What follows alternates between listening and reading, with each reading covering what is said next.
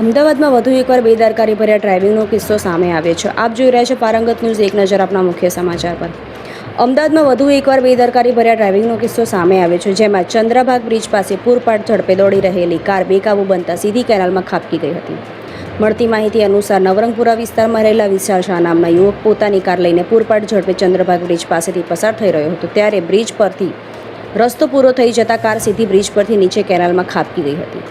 ચંદ્રભાગ bridge પાસે તંત્ર દ્વારા છેલ્લા કેટલાક સમયથી ઘરનાળું પુરાવાની અને કેનાલની સરખી કરવાની કામગીરી ચાલી રહી છે, પરંતુ અહીં પૂરતી બેરકેડિંગ કે ચેતવણી આપતા સાઇન બોર્ડ મૂકવામાં ન આવ્યા હતા. આ દુર્ઘટના બની હતી.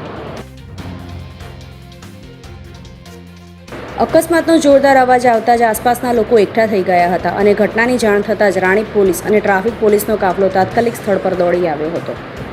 કારમાંથી ઇજાગ્રસ્ત થયેલા કાર ચાલક વિશાલ શાહ અને તેના મિત્રને બહાર કાઢી તાત્કાલિક સારવાર અર્થે હોસ્પિટલમાં ખસેડવામાં આવ્યા હતા.